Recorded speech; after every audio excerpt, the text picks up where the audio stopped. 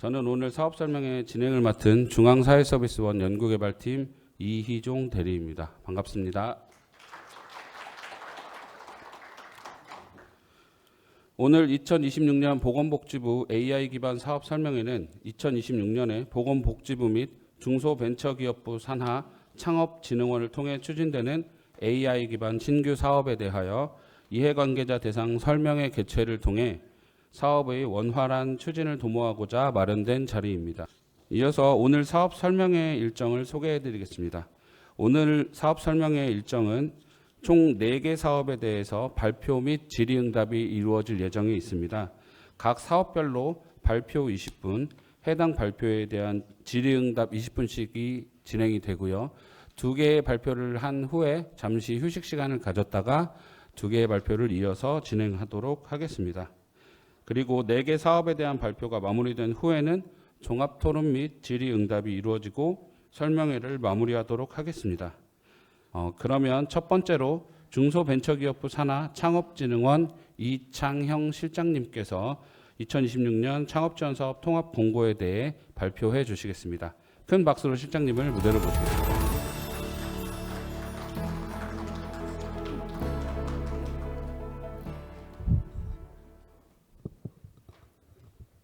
반갑습니다. 창업진흥원 기획조정실 맡고 있는 이창영 실장입니다.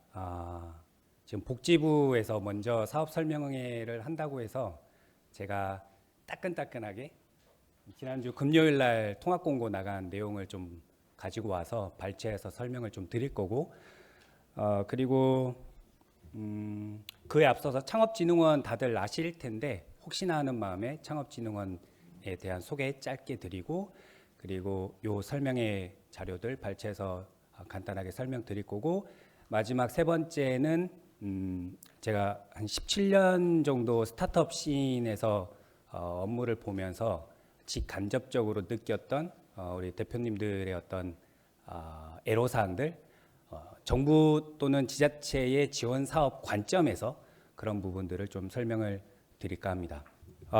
창업진흥원은 다들 아시는 것처럼 중소기업 창업지원법 51조에 근거해서 지금 운영을 하고 있고요.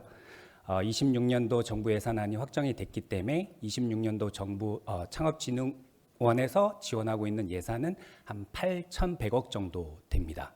그리고 8,100억 정도의 운영 예산을 지원하는 스태프들은 한 250명 정도 되고, 본원은 세종에 근거를 하고 있습니다. 그리고 다들 아시는 것처럼 팁스타운, 역삼동에 있는 팁스타운에 저희 부서가 또 따로 있고, 대전에 있는 팁스타운에도 부서가 나가서 업무를 보고 있습니다. 창업진흥원은 크게 6가지 기능을 하고 있는데요. 첫 번째는 기업가 정신에 대한 교육 부분, 그리고 창업을 실행하거나 창업을 실행한 초기의 스타트업들을 지원하는 창업 사업화, 그리고 우리 업무를 하다 보면, 비즈니스를 하다 보면 글로벌을 빼놓을 수 없기 때문에 글로벌 지원하는 부분, 그리고 업을 하다 보면 사무공간 인프라가 필요합니다. 그래서 인프라에 대한 관리 지원하는 부분, 그리고 공익적 사업을 하고 있기 때문에 이 저변 확대하는 부분들이 좀 필요해요. 얼마 전에 했었던 컴업처럼 이런 저변 확대하는 부분, 그리고 창업진흥원뿐만 아니라 지자체 중앙부처들이 창업과 관련된 정책들을 고민할 때 필요한 백데이터들, 창업 제안, 연구조사하는 부분들 크게 6가지 기능으로 움직이고 있습니다. 이 정도 설명드리고요. 지난 금요일 19일 날 나간 자료 통합 공고 내용을 보면 저희가 이 설명회 자료집에 인쇄 제본으로 포함은 못했어요. 왜냐하면 19일 날 나가는데 우리 오늘 설명회 자료는 그 전에 제본이 들어갔기 때문에 제본은 못했지만 K-스타트업 홈페이지에 들어가시면 26년도 통합 공고에 대한 내용은 이미 올라가 있습니다. 그 내용을 참고를 하시면 되고, 그 중에 오늘 설명회가 AI 기반 내용이잖아요. 근데 AI를 지원하는 창업진흥원 또는 중앙부처 또는 지자체 지원 사업뿐만 아니라 제가 아까 뒤에서 있으면서 들어오시는 분들의 이 태그를 봤어요. 어떤 분들이 오시나 그랬더니 대다수가 스타트업 대표님, 아니면 이사 전무를 포함한 임원진, 그리고 과장 사원 대리의 실무진도 있더라고요. 그래서 AI뿐만 아니라 초기 스타트업들이 활용할 수 있는 이런 과제들은 어떤 것들이 있는지 짧게 한번 터치를 해보고 넘어가 보도록 하겠습니다. 왜냐하면 지금부터 1월, 2월까지는 우리 스타트업을 하시는 대표님들께서 정부 또는 지자체 지원 과제를 활용을 해야겠다라고 마음을 먹으신다면 정말 중요한 시기이기 때문에 그렇습니다. 다들 아시는 것처럼 연초에 공고 나가고 빠르면 연말에 공고 나가고 1분기 늦어도 2분기까지는 선정평가 절차를 거치고 3분기, 4분기에는 사업을 하시고 4분기에서 내년 넘어가는 시점까지는 결과 보고하고 또 정산하고 평가받고 하는 시기다 보니까 정부의 예산 상황상 연초에 뽑고 1년 단위로 사업을 프로젝트를 진행하기 때문에 지금이 굉장히 중요한 시기고 우리 임직원뿐만 아니라 대표님들께서도 중앙부처나 지자체 지원 사업을 어떻게 활용할지 이런 테크트리를 잘 설계를 하셔야 되는 시기이기도 합니다. 이 통합공고는 16년도부터 시작을 해서 6개 기관 65개 사업 6천억 정도로 시작을 했다가 올해는 융자보증 유형의 중앙부처의 보증사업을 추가해서 26년도에는 15개의 중앙부처 복지부를 포함한 그리고 광역지자체 17개 그리고 기초지자체 79개 포함해서 총 111개 기관이 508개의 사업을 이제 준비를 했습니다. 그래서 통합공고의 내용을 담았고 이 통합공고에 담기지 않은 중앙부처 지자체의 사업도 분명히 있습니다. 그것도 놓치지 말고 보셔야 되고 그러면 내년에 26년도에 창업지원 사업들은 전체 3조 4천억 정도의 규모고 제가 하단에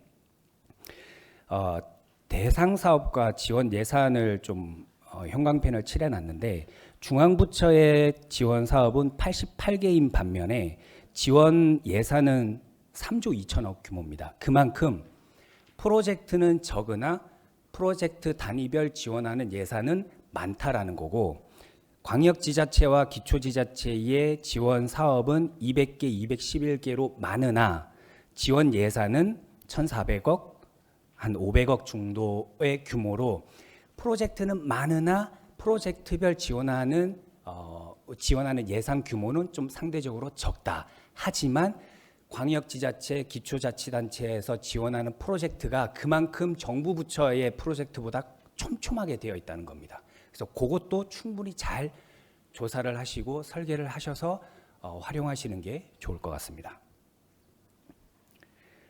올해 26년도의 통합공고의 유형은 총 8개로 구성을 했습니다. 아무래도 우리 운전자금이라든지 융자에 해당하는 부분들이 비율이 예산 규모상 제일 높고 사업화, 지금도 계속 말씀드릴 모집공고, 신청, 서류평가, 발표평가, 선정, 협약 체결, 프로젝트 진행, 중간에 점검, 정산, 결과 보고 하는 그 프로젝트 1년의 과정에 내가 설정했었던 KPI 프로젝트의 목적에 맞게끔 잘 프로젝트가 완료되면 별도의 반환이나 성공 보수를 하지 않아도 되는 사업화 자금 지원이 한 23% 정도 되고 다들 아시는 것과 같이 사업화와 별개로 R&D가 한 25% 정도 됩니다. 그리고 기관별 현황은 중기부가 아무래도 창업지원 정책들을 많이 추진하고 있기 때문에 복지부를 포함한 중기부, 과기부, 문체부 순이고 과기부에서는 AI 기반의 사업화 그리고 엑셀러레이팅 글로벌 사업들 지원 사업들을 좀 많이 설계를 했더라고요.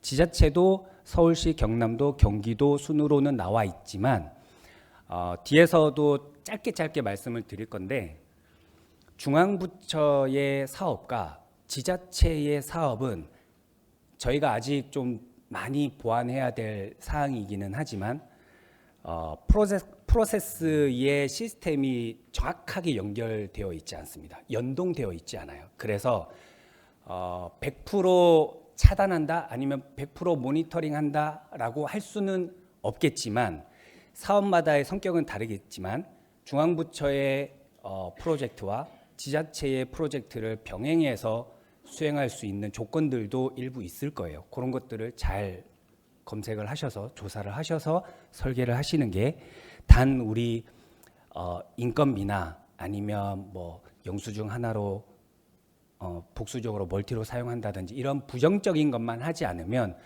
우리 비즈니스를 26년도 설계를 할 때 좋은 활용책이 되지 않을까 싶습니다. 아까 말씀드린 것처럼 요 내용들은 K-스타트업 홈페이지에 올라가 있고 각각의 사업 공고도 K-스타트업 홈페이지로 순차적으로 나갈 겁니다. 빠르면 지금도 공고가 나가 있는 사업이 있고 제 개인적 의견으로는 12월 말 또는 12월 초에 상당 부분 나갈 겁니다. 왜냐하면 지금 현 정부에서 빠르게 예산 집행이라든지 우리 스타트업 스타트업들을 위해서 빠르게 지원 정책들을 공급해야 되기 때문에 그럼 드라이브 거는 부분들이 많이 있거든요. 그래서 12월 말 1월 초 유심히 보시면 좋겠고요. 요거는 이제 뒤쪽에 있는 내용들을 제가 우리 대표님들께서 좀 유심히 보시면 도움이 되겠다라고 개인적 피셜로 준비를 발췌를 한 내용인데 예창은 아마 해당 사항은 없으실 것 같아요. 다들 스타트업 대표님이신고 그리고 초기 창업 패키지는 우리 중소기업 창업지원법에 따라서 3년 이내 업력 3년 이내 창업기업들 아마도 대표님들 활용하시고 일부 졸업하신 기업들도 대표님도 계실 겁니다. 창업도약 패키지는 3년에서 7년 그래서 예초도는 업력 기준으로 구분하면 좀 쉽게 이해를 하실 거고 초격차 스타트업 프로젝트가 딥스 1000 플러스라는 프로젝트인데 아마 지금 우리 공고의 사업 설명회 하는 AI 기반에 가장 부합하는 프로젝트일 겁니다. 그래서 특별히 빨간색으로 좀 처리를 해놨는데 중소기업 창업지원법상의 7년 이내까지 업력으로 해당은 되지만 초격차 사업에 해당되는 사업들은 업력 10년까지는 확대해서 지원을 하겠다라는 내용이고 좀 전에 제가 담당자를 통해서 확인한 바로는 1년에 최대 2억 그리고 곱하기 3년 그래서 총 3년간 총 6억 원의 사업화 자금과 올해 26년에 신규로 선정하는 규모는 200개사 그리고 우리 창업진흥원이 모든 스타트업 대표님들과 다 스킨십하고 지원해드리고 하면 좋지만 1년에 5,000개, 6,000개의 스타트업을 지원하다 보니까 혼자서 못해서 파트너사들이 있습니다. 흔히 주간기관이라는. 주간기관은 올해 13개 주간기관에서 200개사를 모집을 할 겁니다. 요게 이번 주가 크리스마스 주간이니까 다음 주 정도에는 공고가 아마 나갈 겁니다. 그래서 K-스타트 홈페이지를 유심히 보시면 좋을 것 같고요. 그리고 그 밑에는 다들 아시는 것처럼 팁스입니다. 지금 149개의 팁스 운영사가 AI를 포함한 포트폴리오사들 투자를 하기 위해서 찾고 있고 그리고 팁스 운영사가 선투자하면 정부가 R&D와 사업화 자금을 후 매칭하는 구조로 지금까지 누적 13년도부터 시작해서 누적 한 4,500개 정도 기업이 들어가 있고 올해도 몇백 개 정도의 기업을 또 뽑습니다. 이건 역시 개인 피셜인데 얼마 전에 투자 생태계가 좀 반등했다, 피봇을 했다라는 기사도 있고 그리고 반면에 AI와 BAI 기업을 나눠서 투자가 이루어지는 양극화가 더욱 심화됐다라는 이야기도 있지만 저희는 AI 기반의 사업을 하시는 아마 대표님들이 주로 오셨기 때문에 우리에게는 좀 더 호재가 아닐까. 근데 그 호재를 뒷받침하는 건 정부에서 매년 모태펀드를 포함해서 투자 펀드를 출자를 해서 만듭니다. 투자할 바구니를. 근데 그 전에 투자 바구니도 만들어 놨죠. 근데 투자 바구니를 한번 만들게 되면 보통은 4년 투자 4년 회수를 해요. 8년간 운영을 합니다. 바구니 한 바구니당. 근데 이전에는 투자 혹한기라는 이야기를 많이 했기 때문에 투자를 바구니를 만들어 놔도 돈을 쓰지 않았어요. 리스크가 너무 컸기 때문에. 근데 지금 시장이 반등됐다고 하죠. 그동안 바구니는 만들어 놨는데 투자하지 않은 재원, 이번에 만드는 투자 바구니 두 개를 합쳐서 막 뿌려야 되지 않을까라는 개인 생각을 하고 있습니다. 그래서 이 정부 지원 사업도 분명 중요하지만 이런 전체적인 투자 생태계와 창업 생태계에도 한번 유심히 고려를 해서 살펴볼 필요가 있다라는 생각이 들고 말씀 중에 죄송하지만 제가 40분 발표에 40분 총 시간에 20분 발표 20분 질인데 질의 시간은 조금 줄이더라도 준비한 걸 말씀드리도록 할게요.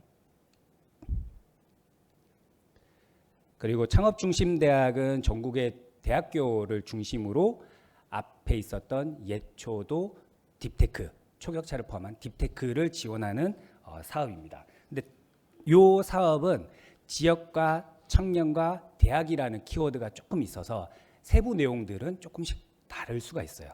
그리고 제도전 성공 패키지라는 사업이 있는데 우리는 제도전 하지 않게끔 한 방에 성공하시면 됩니다. 그리고 창업 성공 패키지는 39세 이하의 청년들 대상으로 교육과 사업화를 두 개를 믹스해 놓은 패키지 사업이라서 저희들은 조금 대상은 아닐 것 같고, 그리고 우리와도 대상은 좀 아닐 수 있지만 AI 기반도 제조가 붙어 있는 융합형 모델이 있기 때문에 초도 양산을 희망하는 기업들 대상으로 제품화 올인원이라는 지원 사업도 있습니다. 그래서 이것도 한번 유심히 보시면 좋을 것 같고요. 그리고 11번부터는 중기부뿐만 아니라 복지부를 포함한 중앙부처에서 특화되어 있는 분야별 지원 사업들이 있습니다. 특화 분야별 창업 지원 사업들. 그래서 녹색 산업 분야는 에코 스타트업 지원. 요거는 한국환경산업기술원이 지원을 하고, 농식품 분야도 농식품 벤처 육성 지원이라고 해서 한국농업기술진흥원. 그리고 쭉 넘어가면 식품 분야. 그래서 한국식품산업클러스터진흥원에서 청년식품 창업 지원, 창업 성장 지원, 예술 분야도 있고요. 스포츠 분야도 있습니다. 근데 우리가 AI라고 하지만 AI는 하나의 기술과 툴이라면 그걸 실제 접목하는 산업군은 식품도 해당될 수 있고 스포츠도 해당될 수 있고 관광도 해당될 수 있기 때문에 우리는 AI만 할 거야라는 건 분명 아닌 건 알고 계시잖아요. 그래서 이런 분야별 지원 정책들도 눈여겨볼 필요가 있다는 걸 말씀드리고 싶었어요. 컨텐츠 분야, 관광 분야, 그리고 중앙사회서비스원, 보건산업진흥원, 창업진흥원뿐만 아니라 다들 컨텐츠진흥원, 관광공사 지원하는 기관이 많습니다. 한 번씩 쭉 보시면 좋겠어요. 그리고 해양수산 관련된 분야도 있고요. 여기까지가 사업화에 해당되는 부분이고, 기술개발 R&D는 조금 심오한 내용이어서 사업화와 R&D의 정부 과제의 접근 방식은 좀 다릅니다. 그래서 R&D는 좀 별개로 해서 넘어가고, 시설 공간 부분도 우리가 초기에 우리 가라지라고 하지만 작은 공간에서 또는 위워크나 스파크 플러스처럼 공유 오피스에서 시작은 했지만 초기 투자 받거나 아니면 유저들이 좀 올라가거나 내돈내산해서 지인들 돈 출자해서 조금 더 확장될 때 제일 먼저 고민하는 것 중에 하나는 인력 부분이잖아요.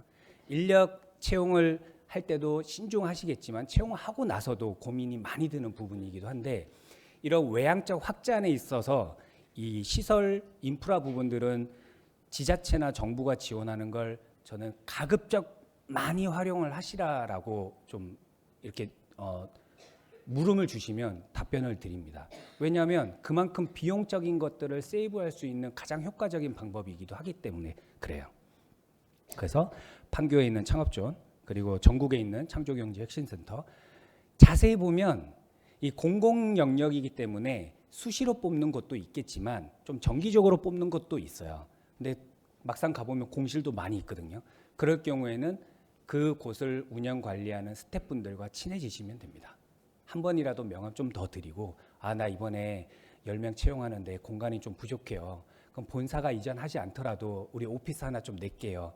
그러면 담당 스태프들은 그런 공식적인 절차를 통해서 업무를 해야 되는 건 기본이지만, 그래도 공고가 나가거나 모집 절차라는 프로세스를 진행하기 이전에 나에게 애로사항을 이야기했었던 대표님이 생각나서 한 번 더 연락을 드려요.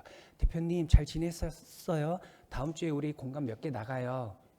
그렇게 관계를 가져가는 것도 우리 대표님들이 한 번쯤은 좀 생각해 볼 필요가 있을 것 같아요. 그게 다는 아니지만 중요한 포인트이기도 합니다. 그리고 홍대에 내년 상반기에 개소하는 글로벌 창업 허브라는 부분도 있고요. 그리고 중기부가 창진원과 얼마 전에 좀 대대적으로 준비해서 어나운스했던 원스톱 지원 센터라는 것도 있습니다. 그래서 지금부터 내년 상반기까지 창업 지원 사업들 그리고 AI 기반의 지원 사업들이 공고가 나가면 어떻게 준비를 해야 될지 모르겠다. 또는 비즈니스를 하시다가 법률 규제 너무 뭔가 특허 이슈가 생기면 늘 주변에 많이 우리를 도와주는 사람이 있듯이 창조경제혁신센터에도 이번에 원스톱 지원센터라는 창구를 만들어 놨어요. 오프라인으로 1월 달 되면 온라인으로도 만들어지고 그 채널을 통해서도 상담하시고 자문을 구하시면 됩니다. 당연히 다들 아시는 내용이겠죠.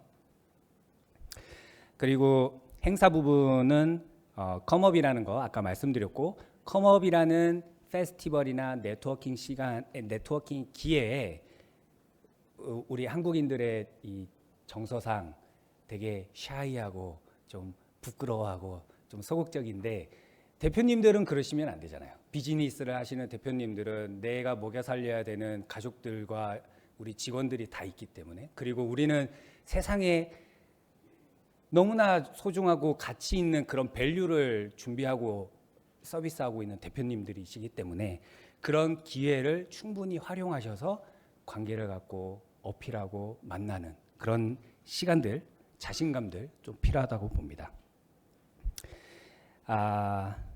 그리고 도전 케이스 스타트업이라는 거는 매년 지금 진행은 하고 있는데 3년 이내 기업이라면 한 번쯤 내 비즈니스 모델을 한번 테스트해 봐야겠다. 정말 투자를 받지 않은 대표님이시라면 투자자들은 내 비즈니스 모델을 어떻게 볼까라고 한번 테스트해 볼 수 있는 기회의 장이 되지 않을까. 도전 케이스 스타트업이 경진대회입니다.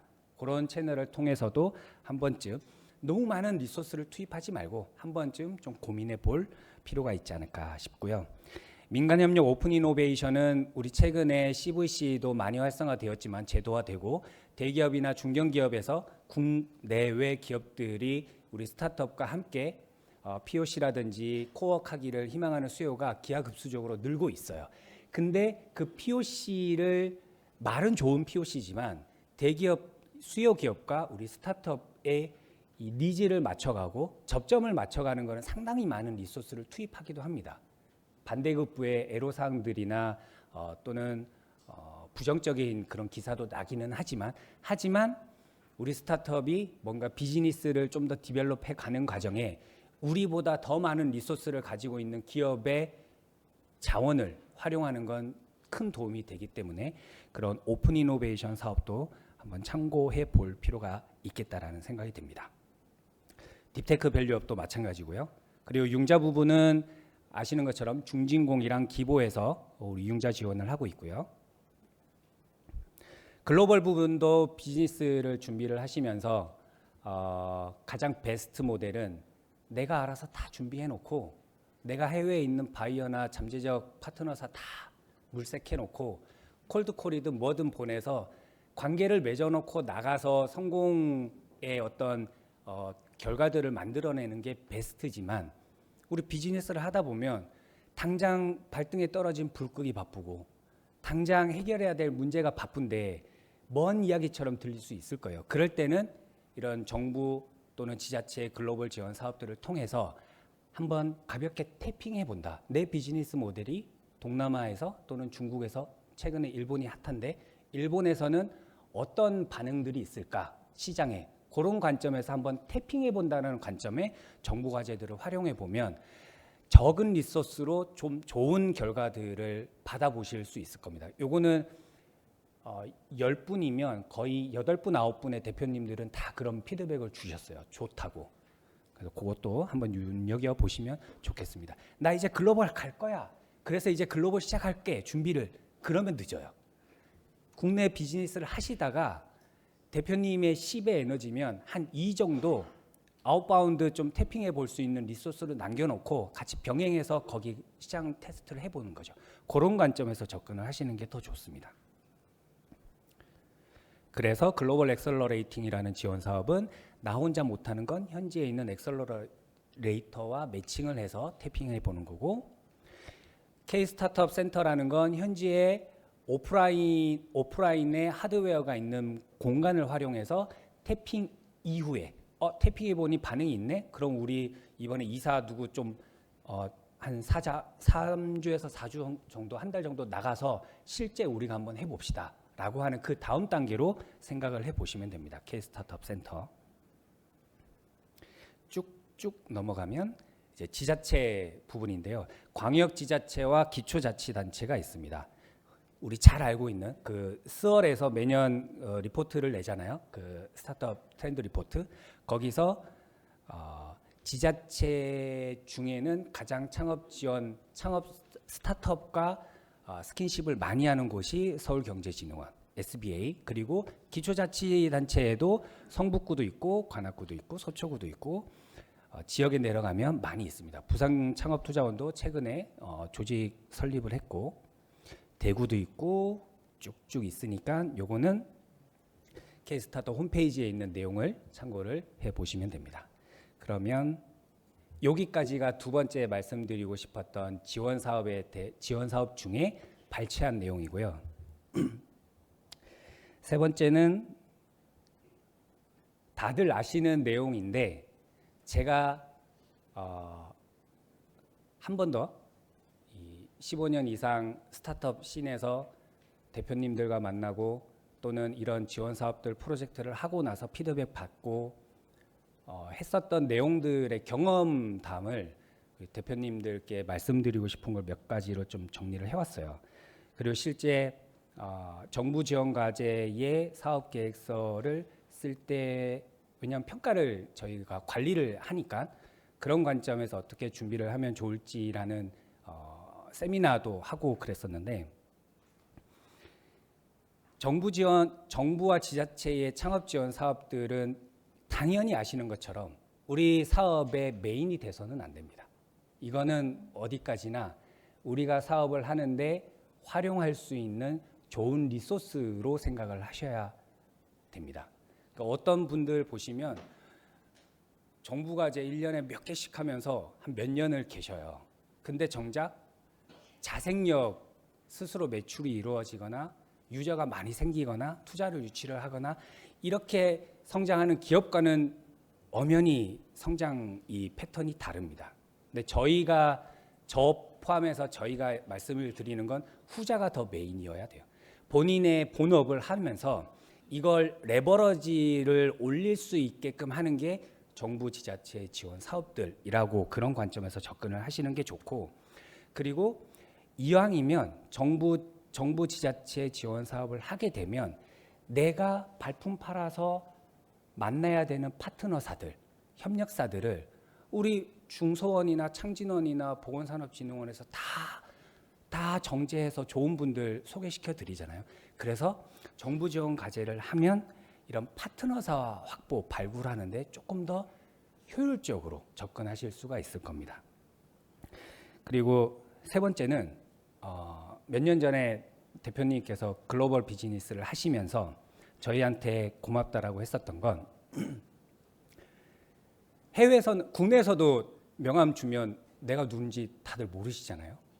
5천만, 6천만 인구에 하물며 해외에서는 한국에 이 영문으로 된 비즈니스 카드를 줘도 당연히 모를 거예요. 그래서 당연히 모르는 나를 어떻게 소개를 해야 되냐? 나 중소원에서 하는 서비스 지원 과제에 선정돼서 최우수 판정받은 기업이야. 나 대한민국 정부가 선정하는 팁스에 선정되어서 20억 투자받은 기업이야. 이 정부의 지원 프로젝트가 단순 자금만 주는 게 아니라 해외에서 비즈니스하고 콜드콜 할 때 레퍼런스 효과를 준다라는 그런 피드백을 주셨을 때 더 열심히 해야겠다라는 생각이 들더라고요. 그래서 레버리지를 할 수 있는 효과, 파트너사를 발굴할 수 있는 효과, 그리고 해외에서 특히 이런 레퍼런스를 좀 쌓을 수 있는 효과로 활용을 하시면 좋겠다라는 생각이 들고 그리고 두 번째는 사업을 하시면서 베스트는 내 지분을 깎아 먹으면서까지 투자 유치를 할 필요가 없는 게 베스트잖아요.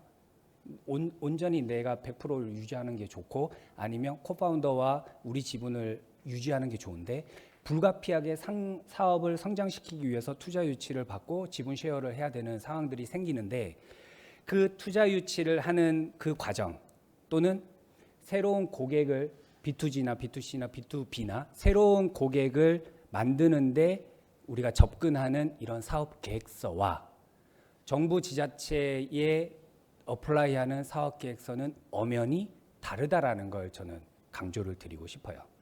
투자 유치를 하기 위해선 우리 투자 VC 하우스의 심사역들 1차적으로 만나잖아요. 아니면 운 좋으면 하우스의 대표들을 만날 거고, 그 심사역들을 만나면 그 심사역도 내가 좋은 기업을 발굴을 해서 내가 투심위를 올릴 때 그 기업을 내가 설득을 해야 되는 과정에 많은 데이터들을 요구를 할 겁니다. 근데 그거의 핵심 중에 하나는 입장 바꿔서 내 돈 투자하고 얼마나 회수를 할 수 있을까? 얼마나 리스크를 적게 가져갈 수 있을까? 이게 포인트 중에 하나일 거예요.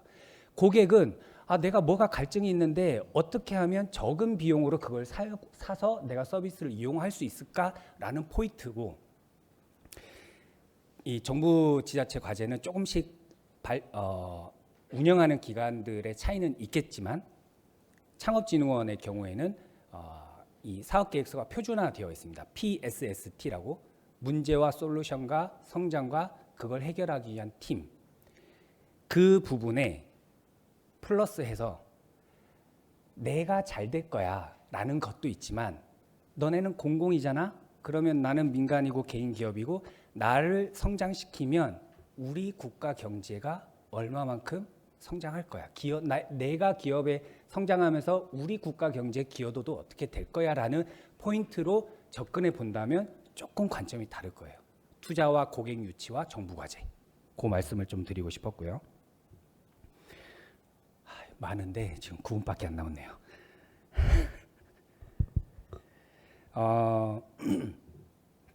그리고 최근에 정부 지자체 지원 과제의 어두운 부분들도 기사가 많이 됐습니다.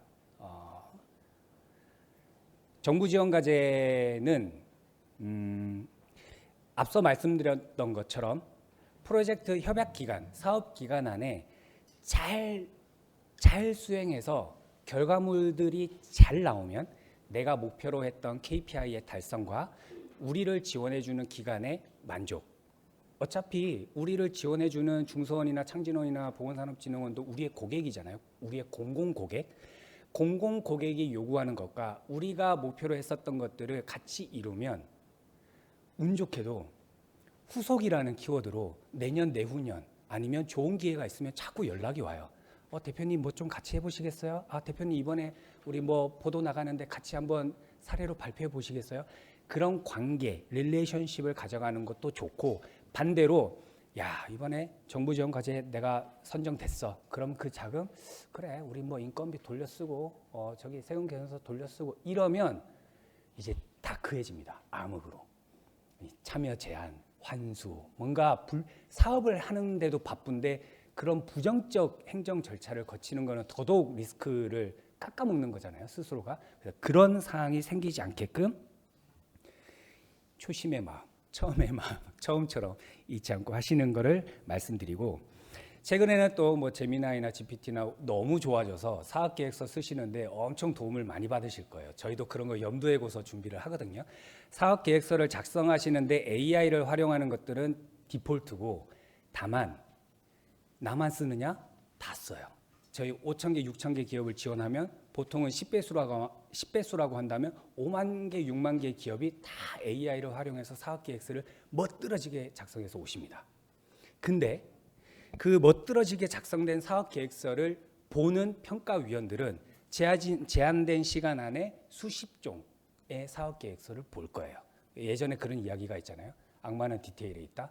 일단 사업계획서 아무리 좋은 AI를 활용해서 사업계획서를 잘 쓰시더라도 정부 과제에 맞는 사업계획서의 디테일을 갖추셔야 되고, 내가 입장 바꿔서 내가 평가위원이라면 제한된 시간 안에 많은 사업계획서를 본다고 했잖아요. 그럼 기본적으로 잘 읽히게 가독성을 높여야 됩니다.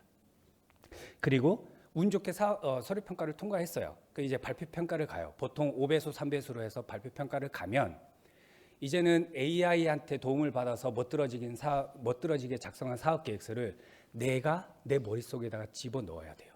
어떻게 이 사업 계획서를 우리 비즈니스 모델을 스토리텔링 할지에 대한 고민도 하셔야 되고, 내가 가지고 있는 나만의 인사이트도 발표 평가 때 분명 녹여내셔야 되고, 하나의 팁은 5분 발표 5분 질의, 15분 발표 5분 질의, 이렇게 제한된 조건들이 있을 거잖아요.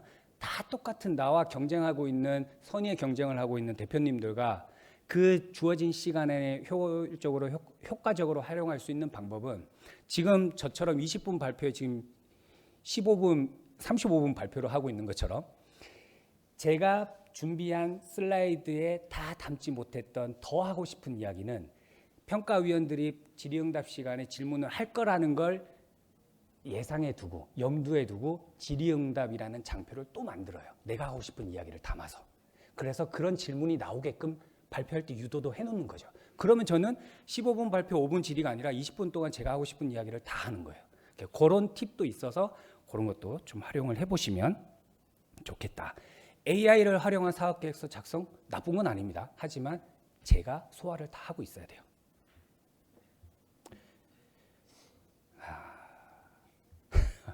이제 5분 남았는데요. 네, 질의응답 해야겠죠.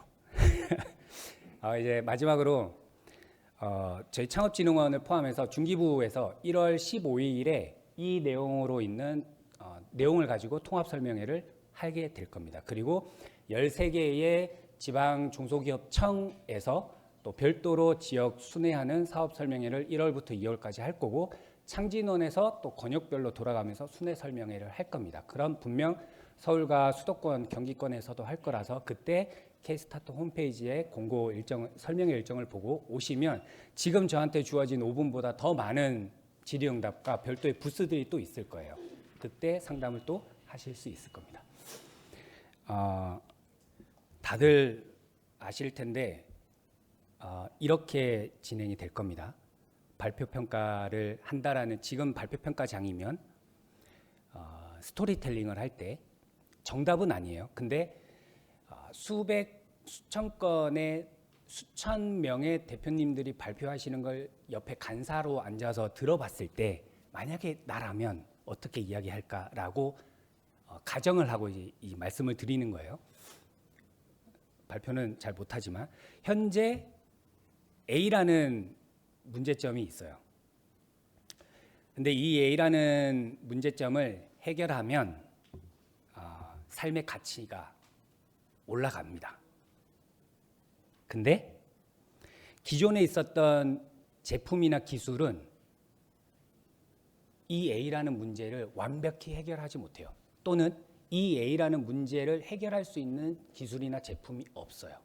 그래서 제가 이걸 만들었어요.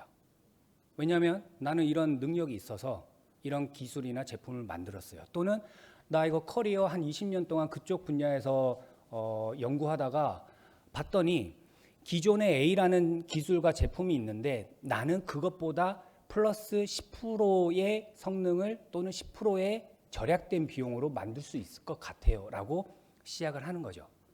그래야 그 짧은 시간 안에 나를 평가하는 평가위원들은 기존에 있는 제품이나 평가위원들도 다들 알 것 같은 그런 페인 포인트를 거기서부터 시작해야지, 평가위원들도 모르는 페인 포인트나 기술에서 시작하면 그걸 이해하는 데 더 많은 시간을 들여요. 그래서 우리가 쉽게 알고 있는 부분에서 시작을 해서 진행하자. 네, 시간이 다 돼가고 있는 것 같아요.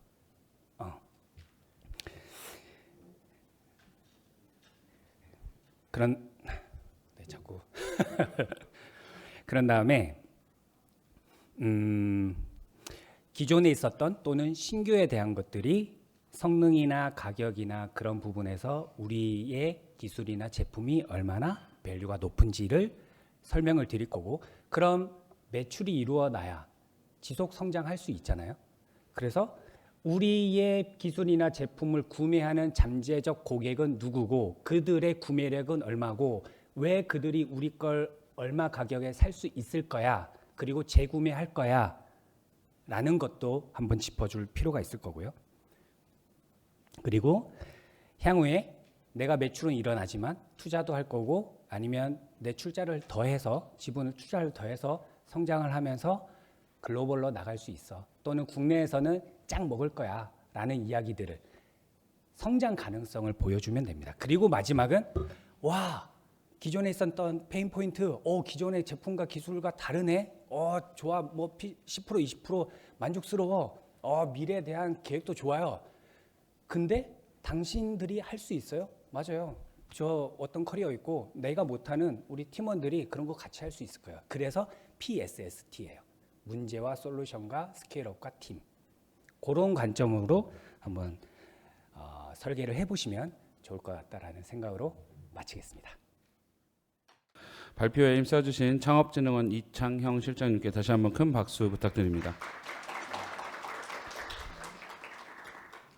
네, 이어서 한국보건산업진흥원 김우선 팀장님께서 에이지테크 기반 고령 친화 사업 지원 사업에 대해 설명해 주시겠습니다. 큰 박수로 팀장님을 무대로 모시겠습니다.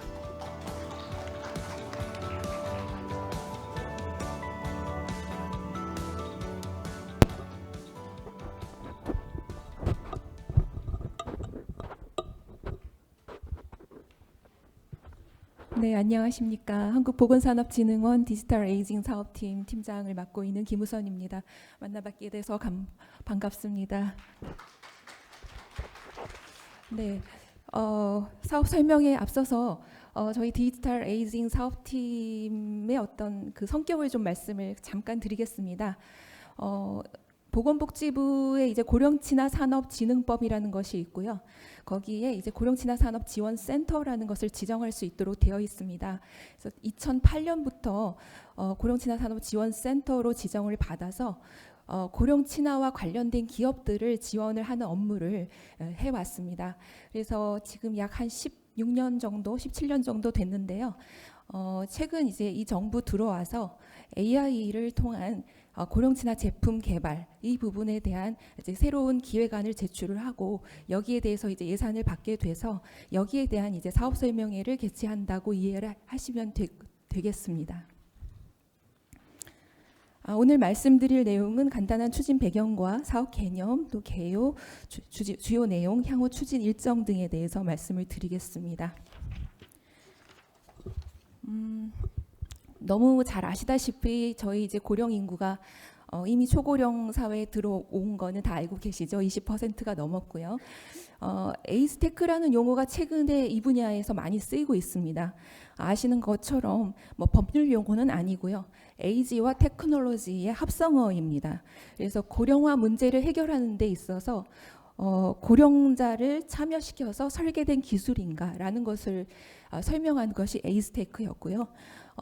이 내용이 왜 나오게 됐냐 하면 고령자는 계속 늘어나지만 이제 뒷부분에 아마 설명이 또 나오겠지만 돌봄 인력은 사실 지금 10명당 9명이 돌봄 공백이라고 이해를 하실 만큼 돌봄자는 줄어들 없습니다.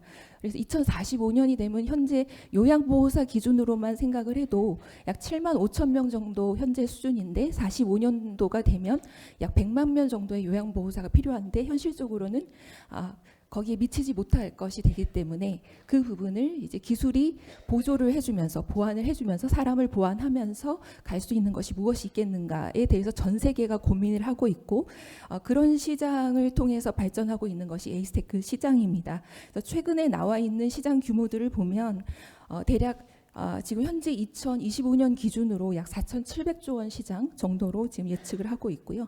이 부분에는 이제 노인 돌봄도 포함되지만 주거 서비스라든지 뭐 여러 가지 사회보장 서비스라든지 이런 것들을 모두 포함하고 있는 내용이 되겠습니다. 그런데 지금 현재 우리 국내 시장을 보면은 우리 국내 기업들은 굉장히 이 분야는 소기업입니다. 과거에는 이제 영세기업이라는 말을 많이 썼지만 이제 최근에는 소기업으로 통일해서 쓰고 있는데요. 대략 자본금이 한 50, 자본금이 1억 미만인 기업이 한 50% 이상이 되고요. 종업원 수 10명 미만인 기업도 막 80% 이상이 되는 수준입니다. 거의 이제 자영업처럼 1인이나 2인 기업들이 이 분야에서 이제 일을 하고 계시다고 보시면 되겠습니다. 이제 그렇다 보니 실제적으로 기술력도 있고 제품에 대한 안전성이나 신뢰성을 모두 갖추면서 모든 것을 종합적으로 해결하면서 가기에는 사실 어려운 부분이 많이 있습니다. 그래서 이 부분을 이제 정부가 도와드리기 위해서 어떤 점을 저희가 고민을 해서 도와드릴까, 이렇게 해서 이제 아이디어를 냈던 이제 사업이라고 보시면 되겠습니다. 이제 법적 근거를 보면 초반에 설명을 드린 것처럼 지금 이번 정부에서 AI 기반 산업 육성에 집중을 하고 계시는데요. 인공지능에 관한 법률이 기본이 되어 있고 고령친화산업진흥법, 그다음 노인복지법, 그리고 국가 전략으로는 2025년 3월에 발표됐던 에이스테크 기반 실버 경제 육성 전략, 그리고 우리 이번 국정과제에 91-2에 들어간 고령친화 산업 활성화, 이 부분에 이제 AI, IoT 기술 활용, 스마트 돌봄 서비스 확충, 이 부분이 들어가서 저희 사업의 근거가 되고 있습니다. 이번 사업에서 우리가 지금 지원해드릴 범위에 대한 설명입니다. 전체 이제 기술의 성숙도를 일반적으로 1단계에서 9단계까지 이제 보았을 때 우리 사업은 초기 아이디어 단계에 있는 그런 그 기술 개념 검증을 하는 단계가 아니고 이미 검증이 끝나서 성능 확인이 된 TRL4 내외 수준의 기술부터 시작을 하게 되겠습니다. 그래서 그 기술에 대해서 TRL 5, 6단계까지가 올라가는 것이 1차 년도 지원 범위고요. 그다음에 TRL 7, 8 수준까지 올리는 것이 2차 년도 지원 범위가 되겠습니다. 구체적인 단계는 뒤에서 다시 한번 설명을 해드리겠습니다.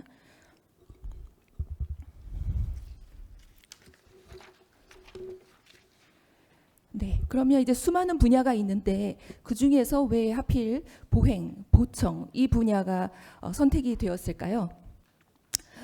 일단 그 WHO에서는 보조기술 테크놀로지라는 이제 개념적인 부분을 가이드라인을 제시를 하고 있는데요. WHO의 가이드라인하고 우리 고령자, 우리 장기요양보험 그 기준 설정할 때도 사용되고 있는 기준인데요. 일상적인 생활에 도움이 필요한 사람인지 아니면 도구적인 일상생활에 도움이 필요한 사항인지를 평가해서 장기요양 등급을 매기고 있습니다. 그래서 이 두 가지의 개념을 결합을 해보면 우리 노인이 되었을 때 지원을 받아야 될 부분은 크게 보행 부분, 그다음에 운동 재활 부분, 영양, 그다음 보청, 그다음 인지, 이동, 이 크게 한 6가지 분야로 나눌 수가 있는데 그 중에서 보행하고 보청 부분을 선도 분야로 잡아서 2년 동안 확실하게 지원을 해서 현장에 상용화시키는 것까지 지원을 해보자. 그래서 선도 분야로 이제 저희가 지원을 하게 된 내용입니다. 그래서 어떤 내용이냐면 사실 이제 그 첫 번째 있는 맞춤형 보행 보조차인 경우에는 미국의 그 AARP라고 하는 그 50세 이상 실버들이 모두 가입할 수 있는 그 협회가 있습니다. 잘 아시겠지만 그 협회에서 지원을 받아서 스타트업이 개발한 카미노사의 스마트 워커라는 것이 있습니다. 거기에 보면은 그 AI가 고령자의 보행 패턴이나 균형 상태를 실시간으로 분석을 해서 이상 징후가 발생을 하면 자동 경고를 하거나 제동을 지원하는 그런 장비, 그런 기구입니다. 보조차입니다. 그래서 그 부분이 이미 스타트업도 지원할 수 있는 부분인데 아직까지 우리나라는 실버카 중심으로 되어 있고 그런 제품은 개발되지 않고 있습니다. 그 이유는 여러 가지가 있습니다. 아직까지 대규모의 R&D가 없었고 구체적인 지원이 없었기 때문에 이번 기회에 확실하게 이런 부분을 한번 만들어서 글로벌 한번 추격해보자라는 게 이제 기본 개념에 깔려 있습니다. 그래서 크게 이제 보행 보조차 부분은 승차형과 비승차형으로 나눌 수가 있는데요.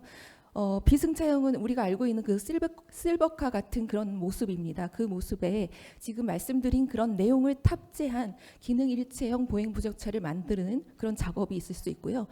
또 하나는 승차형이 있습니다. 그래서 전동 휠체어가 있고 스쿠터 타입이 있을 수 있는데요.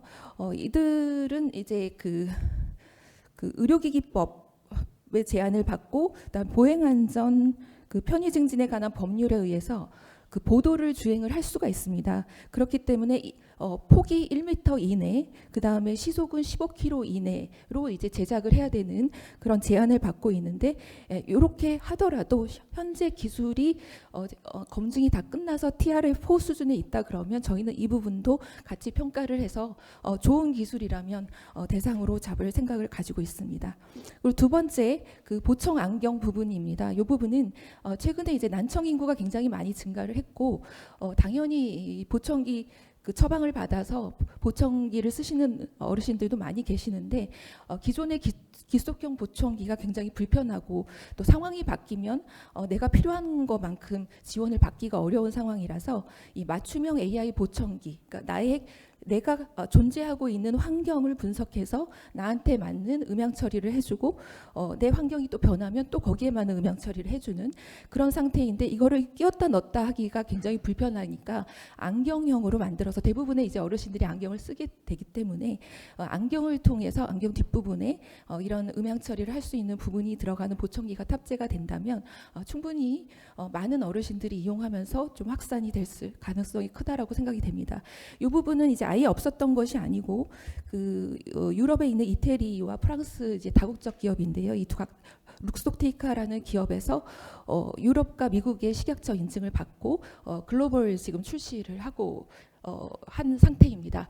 그래서 우리나라 보청기 기업이 사실은 굉장히 적습니다. 그럼에도 불구하고 수입 대체품으로 모두 국내에 확산되지 않고 국내에서 지금이라도 개발을 해서 우리 그 내수 시장만큼은 우리 어르신들이 국내 기업의 제품을 공급받는 그런 형태가 될 수 있도록 하는 바람에서 이 두 가지 분야를 선도 분야로 선택을 했습니다. 다음 이제 시나리오를 한번 예시를 만들어 봤습니다. 저희는 이제 단독 기업으로는 받지 않을 거고요. 이제 컨소시엄 형태로 당연히 들어오셔야 되고, AI 맞춤형 보행 보조차라고 했을 경우에 현재 이제 가장 큰 문제점은 실험실 상태에서는 검증이 다 끝났는데 그 다음 대규모 실증이 없습니다. 이제 데이터가 없어서. 그리고 이제 IRB라는 걸 해야 됩니다. 다 아시겠지만 사람을 대상으로 하는 모든 연구는 연구 윤리가 적합한지에 대한 기본 그 승인을 받아야 합니다. 근데 그런 승인을 받는 것도 좀 아직 어색하고 이런 것들이 굉장히 많아서 그 비용보다는 그런 절차에 익숙하지 않으신 기업들도 있고, 그래서 이번 어떤 그 지원을 통해서 그렇게 사람을 대상으로 하는 실증을 했을 때 어떤 프로세스를 가야 되는지에 대한 경험도 축적을 하시고 정부 지원도 받아서 갈 수 있다 그러면 좋을 수 있고요. 그리고 또 여러 가지 환경에서 사실은 그 AI라는 것이 학습을 통해서 많은 학습을 통해서 필요한 어떤 기능을 피드백해 주는 것이 목표인데, 많은 실증을 이루어지지 않으면 결국은 효과가 없는 제품이 만들어지기 십상입니다. 그래서 2차 년도에는 확대 실증을 이제 해서 확대 실증에서는 다 환경, 그러니까 여러 가지 환경에서 많은 분들을 대상으로 실증을 해서 데이터를 모아서 제품을 최종적으로 개선해서 상용화하는 그런 단계로 가는 것입니다. 그래서 1차년에는 시작품을 이제 그러니까 프로토타입이라고 흔히 말하는 시작품을 개발하는데요.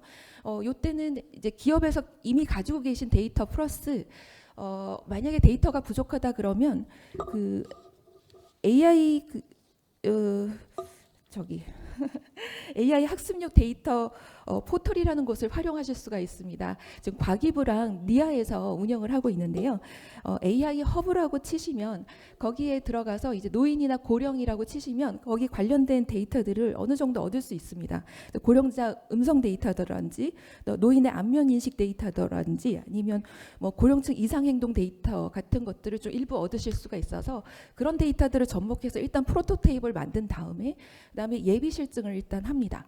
그게 1차 년도에 이제 하셔야 될 일이고요. 2차 년도에는 그 예비 실증을 한 내용을 가지고 시작품을 만드는 겁니다. 시작품을 만들어서 실제적으로 여러 가지 환경에서 다양한 노인들을 대상으로 확대 실증을 하시고 거기에 이 제품이 갖춰야 될 뭐 기준, 규격, 표준, 인허가가 필요한 제품은 인허가까지 모든 정합성을 갖춰서 시판 준비를 하는 것이 2차년입니다. 그래서 만약에 이제 의료기기 허가 제품인 경우에는 대부분 이제 디지털 의료기기 허가 인허가 가이드라인에 따라서 그것을 준용해서 준비를 하셔야 되는데요. 통상 한 8개월 정도 얘기를 하고 있습니다. 인허가 하는데 그렇지만 이제 아시다시피 이제 서류 보완이라든지 여러 가지 문제가 생기기 때문에 이제 굉장히 길어질 수 있어서 이런 그 시험 절차 또 IRB 준비 절차 이런 것들을 사전에 같이 준비해서 갈 수 있는 팀과 컨소시엄을 잘 이루셔서 저희한테 사업을 신청을 해주셔야 됩니다. 다음 이제 그 지원 대상입니다. 지원 대상은 산학, 영병 모두 가능하십니다. 어느 분이 주관을 하셔도 상관이 없고요. 거기는 반드시 이제 기술을 가지고 있는 기업이 들어오셔야 되고 제품을 만들 수 있는 곳이 없다 그러면 그 제품을 만들 수 있는 기업도 포함이 돼야 됩니다. 그리고 실증이 굉장히 중요한 사업이기 때문에 이 실증을 처음부터 도와주셔서 설계하고 마지막까지 그 데이터를 다 정리해서 개선까지 반영해 줄 수 있는 그 실증을 전담할 수 있는 기관이 필요하고 그다음에 제품이 갖춰야 될 기본적인 기준 규격이나 인증 받아야 될 시험 성적 이런 것들을 해줄 수 있는 기관, 그 다음에 인허가가 필요하면 인허가를 도와줄 수 있는 기관, 이런 부분들이 모두 합쳐져서 컨소시엄으로 들어오시면 되겠습니다. 그래서 공모 분야는 말씀드린 대로 2개 분야이고요. 총 사업 기간은 약 9개월입니다. 1차 연도는 26년 4월 달에 시작을 해서 12월 해서 약 9개월 9.5억 똑같이 9.5억 원 이내이고요. 그다음에 2년 차에는 12개월 동안 9.5억 원의 이제 사업비를 받으시게 되겠습니다. 일단 이제 그 단계 평가인데요. 평가는 크게 저희가 선정을 할 때 보통은 2단계 평가를 합니다. 앞단에 이제 서류가 들어오면 서류의 내용과 그다음 신청 자격 등을 저희 이제 내부 팀에서 검토를 하고요. 그다음 2번째 이제 전문가들을 통해서 기술 평가가 이루어지게 됩니다. 근데 보통 그 단계에서 모두 다 끝나는데 이 사업은 사실은 이 분야에서는 좀 유례 없이 굉장히 큰 금액의 공고 금액이기 때문에 사업비에 대한 심사 절차를 거치려고 합니다. 그래서 기술 평가를 통과하시고 난 다음에 제출한 그 사업비 내용에 대해서 적절하게 구성이 됐는지 그 사업 내용에 맞는 비용으로 합당한지 이런 부분들을 모두 검증을 해서 최종적으로 어떻게 계약을 맺으면 좋겠다라는 부분까지 결정이 돼서 계약 협약 체결까지 가는 것으로 그렇게 할 예정으로 되어 있습니다. 26년도에 이제 그럼 나와야 될 내용입니다. 앞서 말씀드린 것처럼 26년도에는 아마 1분기는 이제 선정평가하는 데까지 모두 시간이 소요가 될 것 같고 선정평가가 끝나고 난 다음에 바로 이제 가지고 계신 데이터와 아까 말씀드린 공용 AI 데이터를 활용을 해서 일단 시작품을 제작을 하시고 예비 실증을 하시는 형태로 진행을 해주시면 되겠습니다. 가장 의미가 있는 것은 기술 따로 제품 따로 있었던 것을 기술과 제품이 합치된 제품 일체형으로 만든다는 것에 이제 의미가 있겠습니다. 그래서 현장 실증을 하시고요. 그 다음에 2차년 이제 바로 시작하기 전에 1차년에는 사실 사업비가 조금 더 여유가 있을 수 있습니다. 3개월이 줄었는데도 불구하고 동등한 금액으로 예산이 분배되기 때문에 그 예산을 2차년도에 이제 스타트할 내용에 조금 미리 담아두셔야 됩니다. 그래서 인증을 받는 데 필요한 금액이라든지 인허가를 받는 데 필요한 금액, 컨설팅 받을 금액 이런 것들을 미리 다 생각을 해서 편성을 해놓으셔서 상용화 준비를 1차년 마지막에는 시작을 하셔야 될 것 같습니다. 그래서 뒤쪽에 조금 더 자세히 담았는데요. 이 부분이 이제 사실 저희가 사업 계획서를 받아보면 사업 추진 일정은 대략 형식적으로 내시는 경우가 굉장히 많습니다. 그런데 이번 사업은 굉장히 중요한 사업이고 이게 형식적으로 내시는 추진 일정은 저희는 그 부분에서는 감정 처리를 할 겁니다. 왜냐하면 사실은 추진 일정이 굉장히 중요하고 그 일정대로 맞췄을 때 우리가 목표한 기간 내에 사업 성과물을 낼 수 있고 이 사업은 최종적으로 상용화된 제품이 나오지 않으면 실패한 사업이 될 것입니다. 그래서 이제 이 부분을 굉장히 중요하게 볼 것이라서 일단 제가 생각했던 저희 이 사업팀에서 구상했던 TRL5, TRL6에 해당하는 가장 중요한 절차가 뭐냐라고 했을 때 1단계가 이제 요구사항을 분석하고 평가지표는 무엇으로 가져갈 것이고 기존에 내가 가지고 있는 데이터와 모자라는 데이터를 어떻게 확충하고 보완할 것이고 그 다음에 실제로 제품을 프로토타입을 만드는데 데이터를 어떻게 정지할 것인가 이 부분을 좀 고민을 하면서 시작품을 제작하는 것까지가 7월입니다. 그 다음에 그 앞단에 다시 이제 사람을 대상으로 바로 예비 실증이 들어갈 거니까 그러면서 IRB 준비를 하시고 제출하고 승인받고 보완하고 승인받는 절차를 동시에 진행을 하셔야 됩니다. 그래서 컨소시엄이 굉장히 중요하고 이 부분에 대해서 도움을 받고 지원을 받을 그 팀이 같이 참여를 하셔야 합니다.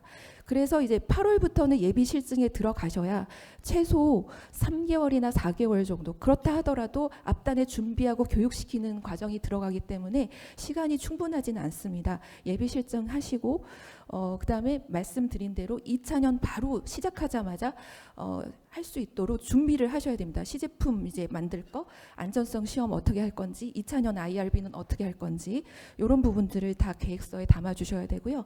그다음 2차년도에 들어가면 그 준비했던 그 내용을 바로 1월 달에 IRB 신청하시면서 승인 요청을 해놓으시고 그다음 시제품을 바로 만든 다음에 그다음 확대 실증을 4월부터 한 6개월 정도, 그러니까 1차년도에 비해서 2배 정도의 시간을 가지고 다양한 기관들을 대상으로 다양한 노인들, 다양한 연령대에 계신 분들을 대상으로 이제 실증 작업을 하시면 되겠습니다. 그리고 이제 TRL 파일 단계는 이 제품을 가지고 이제 상용화에 바로 들어가야 되니까 제품이 갖춰야 될 인증, 규격, 시험 다 만드셔야 되고 인허가가 필요한 제품은 준비 보완하시고 그다음에 양산 전에 어떻게 이제 제품을 보완하고 검증할 것인가 시판 사후 관리 계획까지 이제 수립을 해서 최종 평가를 받으시는 것이 2차년이 되겠습니다. 그래서 선정 기준 제가 잠깐 조금만 한 1, 2분만 더 쓰겠습니다. 선정 기준도 중요한데요. 물론 이제 최종 공고에선 좀 바뀔 수 있겠지만 크게 바뀌지는 않을 겁니다. 왜냐하면 이 부분이 굉장히 중요하기 때문에. 그래서 실증 계획이 과연 실행 가능성 있게 써갖고 왔느냐. 이게 앞단에 창업진흥원에 계시는 실장님께서도 말씀 주셨지만 최근에는 AI가 있어서 굉장히 구체적으로 잘 써오십니다. 그러면 사실은 짧은 시간에 그 평가위원들이 그 많은 양을 다 보실 수도 없기 때문에 아주 컴팩트하게 요약을 해주셔야 됩니다. 그러니까 뒤쪽에 그 상세한 내용은 서술을 하시더라도 컴팩트하게 요약을 해서 이 실증 계획이 현실성이 있다. 어떤 규모로 얼마만큼 어떤 기관과 어떤 환경에서 그리고 이분들의 안전은 얼마만큼 확보된 상태에서 데이터는 어떻게 모으고 이걸 어떻게 하겠다라는 계획이 한눈에 보이도록 한 장 정도의 요약서가 필요합니다. 그래서 그 요약서가 명확하게 나와야 되고요. 그 다음에 시제품을 어떻게 제품화하고 전략화할 것인가.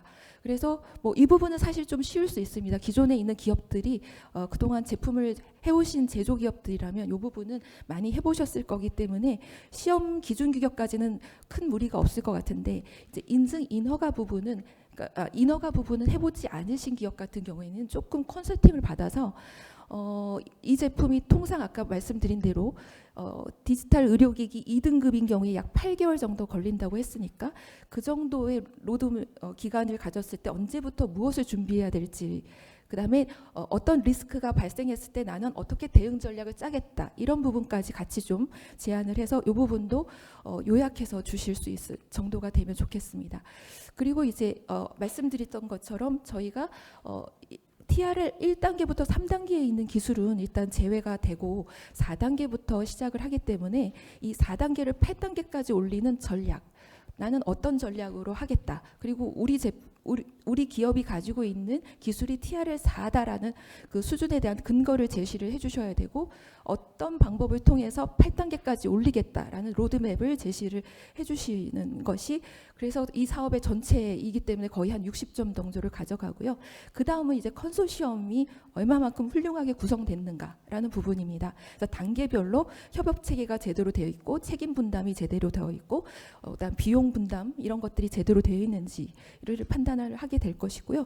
그리고 각 기관들마다 얼마만큼의 역량 우수성이 있는지 이런 부분들을 잘 PR을 해주셔야 됩니다. 그리고 전체적으로는 이 사업이 제품이 런칭이 돼야 되기 때문에 어떤 고객을 대상으로 우리는 시장을 명확화하겠다. 그리고 이 사업 모델의 수익성은 어떻게 가져가겠다라는 부분까지 좀 제시를 해주시는 요렇게 되면 전체적으로 이제 선정 평가 내용이 되겠습니다. 그래서 일반적인 저희는 R&D가 아닙니다. 기술을 처음부터 개발하는 게 아니고 이미 개발된 기술을 상용화 단계까지 끌어올리는 것이기 때문에 어떤 전략으로 어떻게 우리가 상용화까지 가져가겠다라는 부분을 구체적으로 제시해 주시면 될 것 같습니다. 네, 다음 슬라이드 하나 더 있나요? 네, 그래서 지금 예정으로는 1월달에 이제 사업 공고를 예정을 하고 있고요. 그리고 2, 3월에 선정평가 협약을 마치고 빨리 시작하면 이제 3월 중 아니면 4월달에 사업이 개시되는 그런 절차로 진행을 할 예정입니다. 발표와 답변에 수고해 주신 김무선 팀장님께 다시 한번 큰 박수 부탁드리겠습니다. 이번 설명은 보건복지부 서민수 과장님께서 AI 스마트홈 스마트 사회복지 시설 상용화 사업에 대해 설명해 주시겠습니다. 박수로 모시겠습니다.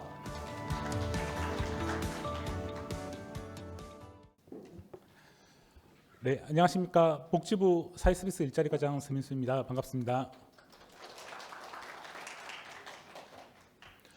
네, AI 스마트홈과 스마트 사회복지 시설에 관련해서는 지금이 2차 설명회인데요.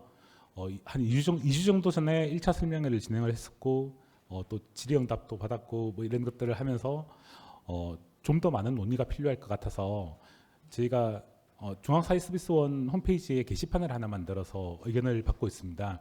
거기 오늘 발표드릴 문서도 올라와 있고 의견들도 올라와 있으니까 질문 사항이라든지 아니면 제안하시고 싶은 사항이 있으시면 거기다 올려주시면 저희들이 읽고 또 검토를 하고 가능하면 답변도 될 수 있도록 그렇게 하겠습니다. 설명 진행하겠습니다. 네, 앞에서 에이지테크를 하면서 설명을 해주셨듯이 초고령화로 인해서 돌봄 인력에 대한 어떤 공급 부족은 예상이 되고 있는 상황이고요. 그런데 이제 수요는 많이 늘어났는데 공급이 거기 따라가지 못하기 때문에 인력이 부족한 그런 상황들이 예상되고 있습니다. 근데 또 돌봄 기술이 급격히 발전을 해서 여기 대해서 하나의 어떤 해법이 될 수 있지 않는가 그런 가능성들이 보이고 있는 시점입니다. 또한 이제 전 세계적으로 고령화 추세가 강화되고 있다 보니까 새로운 성장 동력으로서의 어떤 중요성 이런 것들도 부각되고 있습니다. 주요 추진 방향에 대해서 말씀드리겠습니다. 먼저 AI 스마트홈 돌봄인데요. 기본 방향은 돌봄 대상자가 실제 생활하는 환경에서 밀착해가지고 24시간 AI 기술을 이용해서 자립 생활을 가능하도록 지원하는 것이라고 할 수 있습니다. 지금 현재도 여러 가지 사업들이 진행되고 있는데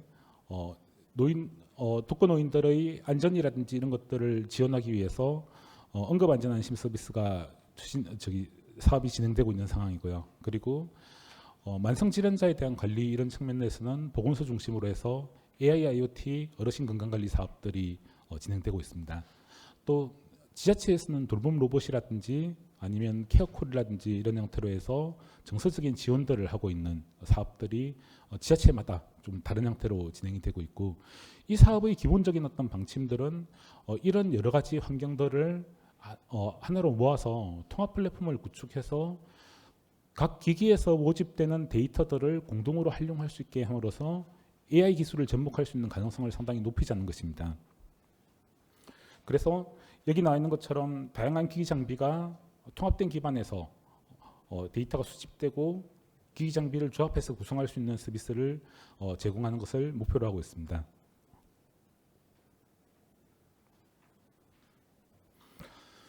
그리고 이제 이렇게 여러 가지 기기 장비를 활용할 수 있는 형태가 되려면 개방형 환경이 필요합니다. 기기들은 새로 개발되기도 하고 또 다른 종류의 것들이 나오기도 하고 이렇기 때문에 다양한 어떤 기기들이 이 플랫폼에 들어와서 정보를 수집할 수 있고 서비스를 제공할 수 있어야지 생태계가 만들어질 수 있어서 기본적인 어떤 표준안을 수립하고 개방형 생태계를 지원할 수 있는 방향으로 사업 방향을 잡고 있습니다. 그리고 이렇게 수집된 데이터들은 AI로 통합 분석을 해서 유의미한 정보로 처리하고 정제하고 필요하다면 이용자 보호자에게 또는 돌봄 종사자에게 전달할 수 있는 형태로 진행될 예정입니다. 네, 다음은 스마트홈 플랫폼과 기존 재가 돌봄 사업의 융합에 대한 부분인데요. 이런 기술 환경들이 기술 자체로만 사용되는 것이 아니라 돌봄 종사자가 사람이 제공하는 서비스하고 연결될 수 있는 형태로 만들어져야지 파급 효과도 극대화할 수 있고 실질적인 돌봄을 제공할 수 있다고 판단을 하고 있습니다. 그래서 이런 AI 기술을 이용해서 이용자의 상태를 파악하고 이용자와 의사소통을 하고 기록이 생성되고 그 내용들이 종사자에게 또는 보호자에게 전달되어서 활용될 수 있도록 하는 그런 체계를 좀 요청드리려고 합니다. 네, 여기 예시가 나와 있는데 AI IoT 센서에서 또는 AI가 문답형으로 대한 내용들이 집계가 되고 그 내용들이 돌봄 종사자에게 제공이 되면 돌봄 종사자가 그 데이터를 기반으로 해서 어떤 돌봄을 해야 할지 계획을 수립하고 돌봄을 제공할 수 있는 이런 체계가 될 수 있을 것이고요. AI를 활용해서 여기 자세한 예시가 나와 있는데 노인 맞춤 돌봄 사업과 AI 스마트홈 플랫폼 융합이라고 해서 생활지원사의 업무들에 대해서 쭉 AI로 접근할 수 있는 부분들에 대해서 예시를 들어뒀습니다. 생활지원사의 주요 업무들이 안전지원, 사회참여, 생활교육, 일상생활 지원인데 이 각각의 영역에 대해서 크건 작건 IoT하고 AI 기술들이 보완할 수 있는 그런 여지들이 있습니다. 그래서 그런 부분들을 서비스 형태로 구성을 하고 이번 프로젝트에서 개발을 해서 제공하는 것이 기본적인 방향이라고 할 수 있습니다. 다음으로 넘어가겠습니다.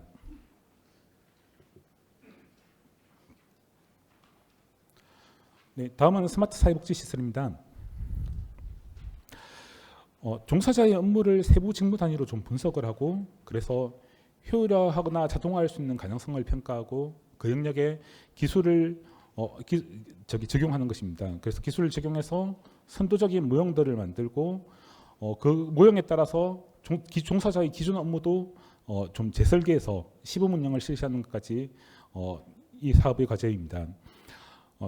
통합돌봄 앞에서 말씀드린 AI 스마트홈과 마찬가지로 다양한 기기에서 수집된 데이터들이 각각 따로 수집될 경우에는 AI에 의해서 활용하는 것들이 활용성이 많이 떨어질 뿐만 아니라 종사자의 업무 부담을 가중시키는 측면들도 있습니다. 그래서 여기서 스마트 사회복지 시설인 경우에도 마찬가지로 통합 플랫폼 구축이 중요한 과제이고요. 그리고 어떻게 보면 돌봄 영역은 기술 혁신성 못지않게 현장 수용성이 중요한 영역이기 때문에 실제로 장기 요양 시설에서 이 돌봄을 제공하면서 그 길을 리빙랩으로 구축 운영하는 부분들도 같이 추진하려고 하고 있습니다. 여기서는 이제 현장 수요도 발굴하고 기술 서비스에 대해서 공동 개발도 하고 또 실적 및 데이터를 축적하는 이런 역할들을 수행할 예정입니다. 네, 기본적인 취지에 대해서 말씀드렸고 그러면 이제 구체적인 공모 내용을 어떻게 가져갈 것인가의 부분입니다. 먼저 이제 스마트홈 돌봄에서 EX 스프린트 사업이 있습니다. EX 스프린트 사업이 다들 아시겠지만 1년 또는 2년이라는 기간 동안 실제 상용화 가능한 기술들을 지원함으로써 이 상용화를 하고자 하는 것입니다. 총 5개의 과제로 구축되어 있는데 장기 과제가 3가지이고 단기 과제가 2가지입니다. 장기 과제는 기본적인 플랫폼을 만들고 기반을 만드는 쪽에 가깝다고 보시면 되고 앞에서 말씀드린 통합 플랫폼을 구축하는 부분들 그리고 이렇게 수집된 데이터를 AI가 분석할 수 있는 기반을 만드는 부분들 그리고 돌봄 종사자 업무를 디지털 전환하고 인공지능 전환해서 지원하는 부분들로 구성되어 있습니다. 단기 과제는 여기 이런 어떤 플랫폼을 활용해서 실질적인 서비스를 제공하고자 하는 부분입니다. 그 4번째 단기 과제는 응급안전 안심 서비스를 좀 고도화하는 부분들 그리고 노인 맞춤 돌봄과 융합을 할 수 있는 어떤 그런 기술을 개발하는 부분들이 들어 있습니다. 그리고 5번째 과제는 건강관리 영역에서 만성질환과 같은 건강관리 서비스를 제공하는 부분들도 있을 것이고 과제 4와 과제 5 모두 여기 포함되어 있지 않지만 컨소시엄 쪽에서 제안사가 자율로 제시할 수 있는 부분들을 열어놓고 있습니다. 그래서 뭐 치매라든지 아니면 어르신 역량이라든지 여러 가지 어떤 돌봄 기술의 영역들이 있을 것인데 이 플랫폼과 연동해서 그런 부분들을 잘 제안해 주시면 됩니다. 여기 당구장 표시로 되어 있는데 질문이 많이 나오고 중요한 부분이라서 조금 설명을 드리겠습니다. 이제 어디까지가 첫 번째 과제인 통합 플랫폼 구축의 영역이고 어디까지가 기기를 연동시키는 영역인가 이런 구분이 명확하지 않다는 얘기들이 있습니다. 이 각 과제가 좀 서로 긴밀하게 연결되어 있기 때문에 생겨나는 문제인데 이런 중첩된 업무 영역에 대해서는 예산 배분이라든지 이 제안사의 상황에 따라서 적절하게 과제를 배분하시면 됩니다. 그럼 과제 그레이존에 있는 영역을 어디 배분할 것인가는 저희가 자율로 맡기고자 합니다. 다음으로 넘어가겠습니다. 다음은 예산 지원 규모입니다. 2년간 예산이 총 90억 원입니다. 장기 과제 같은 경우는 26년 10억 원, 27년 10억 원으로 구성되어 있고 단기 과제는 26년 단년도 과제이고 15억 원으로 구성되어 있습니다. 아직 정확하게 확정된 것은 아닌데 이건 기재부에서 아마 공통지침을 만들 걸로 알고 있습니다. 기재부에서 공통지침에 자부담을 30% 이상 하는 방안들이 지금 유력한 상황이고요. 또 이 주관기관에서 사업관리 운영을 하는데 필요한 비용들이 있기 때문에 관리 운영비로 5%를 제외하고 실제 지원 금액은 그러면 85.5억 원이 지원될 예정입니다.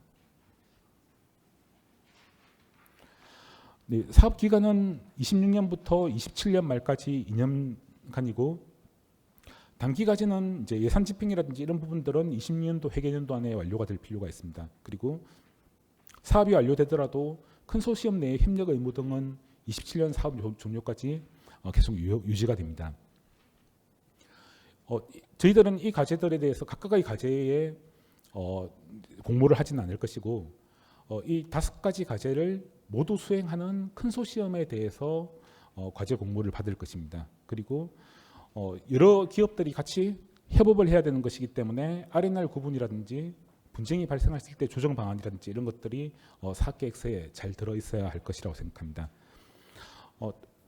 가장 중요한 것은 이 사업을 통해서 실제 돌봄 현장에서 사용될 수 있는 기술을 개발하는 것 그리고 성과를 내는 것이 목표이기 때문에 대기업 참여 제한이라든지 이런 제약들은 없습니다. 그리고 비영리 기관이나 대학이나 연구소 같은 다른 형태의 기관들도 얼마든지 컨소시엄에 참여할 수 있습니다. 공모 선정 절차는 저희들이 1월에 사업 공고를 내려고 하고 있고요. 한 달 정도 시간을 들여서 2월까지 사업 계획서를 받을 것입니다. 그리고 1차로 2개 컨소시엄을 선정하고 위원회에서 심의한 결과 보완 의견들을 드릴 것이고요. 그리고 최종 선정은 26년 3월에 선정한 형태로 안을 만들고 있습니다. 여기서 이제 각 기업들이 서로 컨소시엄을 맺어서 들어와야 되는데 어떤 기업이 있는지 잘 모르시는 그런 문제들이 있기 때문에 저희들이 이렇게 사업 설명회도 하지만 내년 초에 매칭 지원 워크숍을 한번 할 것입니다. 그래서 각 기업 참여하고자 하는 여러 기업들이 우리 기업은 이런 기술을 가지고 있고 이렇게 추진을 하려고 한다는 것들을 제시할 수 있도록 하고 그걸 보면서 매칭을 하실 수 있도록 이렇게 지원을 할 것이고요. 뒤에 설명할 것인데 현장 실정 시범 사업을 해서 지자체에도 같이 컨소시엄에 포함돼서 그 현장 실정 역할을 담당할 것입니다. 그 지자체들도 희망하고자 하는 곳들이 있다면 그때 와서 같이 지자체 소개를 하고 어떤 형태의 어떤 지역적 특성이 있고 돌봄 필요 수요가 있는지를 설명드릴 것입니다. 네, 다음으로 넘어가겠습니다. 네, 아까 말씀드린 것처럼 이렇게 만들어진 기술이 실제 돌봄 환경에서 검증될 필요가 있습니다. 그래서 저희가 별도 예산으로 지자체를 지원해서 독거노인 가구라든지 이런 가구들을 200가구 이상 모집을 하고 종사자를 배치하고 교육하고 기기 장비를 설치 관리하는 이런 형태들의 업무들을 진행해서 시범 사업 환경을 만들려고 하고요. 이게 별개의 사업이지만 같이 융합돼서 갈 수 있는 형태로 하기 위해서 컨소시엄에 지자체가 들어와서 사업 계획서를 제출하시도록 하고 그 컨소시엄이 선정이 되면 지자체가 자동으로 같이 선정되는 형태로 진행을 하려고 하고 있고요. 다만 이제 지자체의 개수는 한 곳을 할 것인지 아니면 두 곳을 할 것인지 이런 부분들은 내부적으로 좀 더 검토를 할 예정입니다.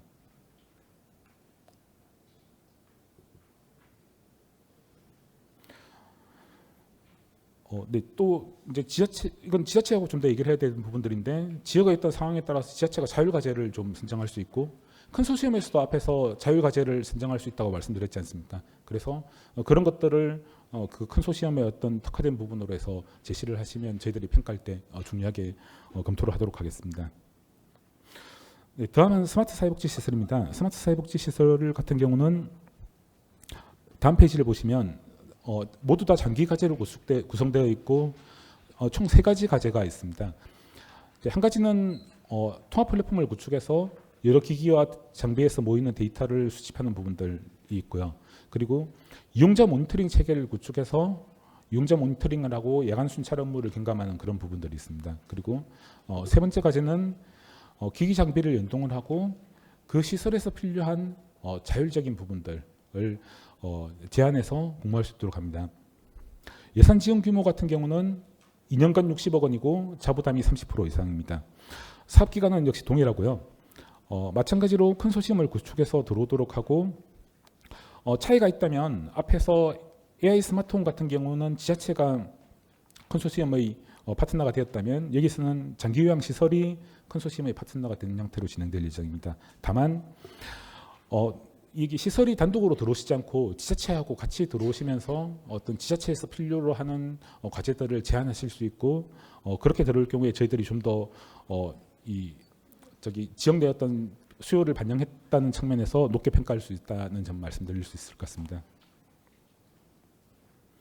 네, 사업 평가 기준들은 뭐 흔히 얘기되는 여러 가지 기준들이 있는데 특히나 저희들이 좀 중요하게 생각하는 부분들은 컨소시엄 간의 R&R 갈등이라든지 이런 걸로 인해서 사업이 지연되는 그런 부분들을 좀 우려하고 있고요. 그래서 그런 부분들에 대해서 좀 잘 정리를 하는 게 필요하고 사업 계획서에서 또 구성되는 기업들이 충분한 레퍼런스가 있는지 여부라든지 또는 사업 내용이 얼마만큼 적절하게 짜여지는지 이런 것들을 평가를 할 예정입니다. 네, 주요 과업 내용인데 저한테 주어진 설명 시간이 5분밖에 남지 않은 상황이어서 이 과업에 대한 내용들은 쭉 읽어보시고 혹시 질문이 있으면 앞에서 말씀드린 그 게시판에다가 올려주시면 됩니다. 쭉 넘어가도록 하겠습니다.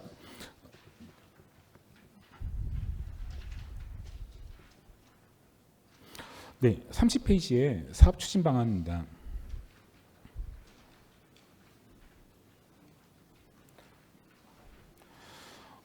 복지부가 주관부처가 되고 전문가들로 구성된 선정평가위원회를 구축을 할 것이고 그리고 사업 성과에 대해서는 연구 영역을 통해서 별도 평가 체계를 구축하려고 합니다. 그리고 전담기관이 AI 스마트홈 같은 경우는 사회보장정보원에서 전담을 하게 되고 스마트 시설 같은 경우는 중앙사회서비스원에서 전담을 하게 됩니다.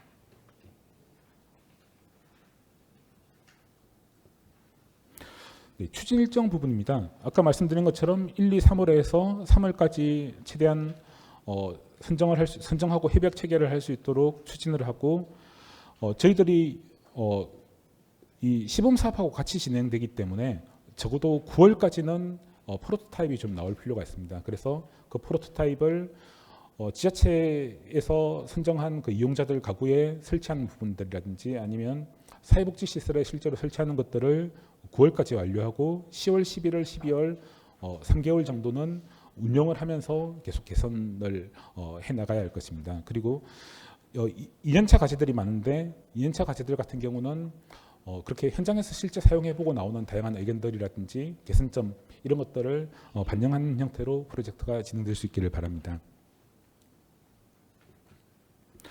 네, 저희가 이 사업은 지난번도 말씀을 드렸지만 R&D 사업과 일반적인 정부 용역 발주 사업과 이 지원 사업들의 중간적인 성격을 좀 가지고 있습니다. 그래서 전형적인 R&D에 비해서는 저희들이 조금 더 사업 관리를 타이트하게 하려고 하고 있고요. 그래서 정기회의를 통해서 적어도 분기에 한 번씩은 전체 주체가 다 모여서 진행 사항들을 좀 공유하는 역할들도 하고 이견이 있으면 조정하는 그런 역할들도 하려고 합니다. 그리고 매년 이제 중간 평가고 연차 평가를 할 것인데 이 중간 평가고 연차 평가에서 나오는 어떤 지적 사항들이라든지 이런 것들을 좀 보완 조치가 완료된 걸 보고 다음번 반기의 예산 지원을 진행하려고 합니다. 사업 성과 관리는 저희들이 생각하고 있는 지표들은 이런 것인데 이 지표만으로 한정되는 것은 아닙니다. 왜냐하면 각 컨소시엄이 자율과제를 제안할 수 있지 않습니까? 그리고 그 여러 가지 장점들이 있기 때문에 컨소시엄이 스스로 생각하는 어떤 성과라든지 이런 부분들을 지표로서 좀 사업계획서에 같이 반영해서 제안해 주실 것을 부탁드립니다. 네, 사업 후속 조치는 아직까지 안을 만들고 있는 상황이고요. 여기 대해서는 또 의견을 주시면 저희들이 여러 가지로 검토를 하도록 하겠습니다. 먼저 이제 결과물을 공유하는 부분에 있어서 저희들이 가장 큰 원칙으로 생각하는 것은 이것이 우리나라 전체의 돌봄 기술 생태계를 조성하는 데 도움이 될 것인가, 그리고 후속 R&D라든지 후속 사업에서 충분히 활용이 되면서 쓸모있게 사용될 수 있는 방식인가가 저희들이 바라보는 가장 중요한 지점이라 볼 수 있습니다. 그래서 이제 검토하고 있는 안들은 이제 통합 플랫폼은 국가와 사업자가 공동 소유를 하고, 그다음에 연계 표준이나 개발 도구들은 공개를 하고, 그리고 나중에 이제 통합 플랫폼은 국가가 위탁하는 이런 방안들도 좀 검토를 할 수 있을 것이고요. 이제 개인 식별 데이터는 이제 사업 종료 후에 이관하거나 폐기하는 것이 원칙인데, 가명 처리된 데이터들은 개인정보보호법 28조에 따라서 후속 연구에 활용하는 목적으로 좀 이렇게 공유할 수 있는 방안들도 검토를 하고 있습니다. 그리고 나중에 이제 이건 기재부에서 좀 공통으로 어떤 제시를 할 부분일 것 같은데, 나중에 이 결과물에 대해서 어떻게 하면 공공성을 좀 확보할 것인가, 국가 예산이 들어간 만큼. 그래서 공공 조달을 할 때 가격이 좀 인하를 한다든지 사회공헌 방안들을 좀 제시한다든지 이런 부분들도 필요할 것이라고 봅니다.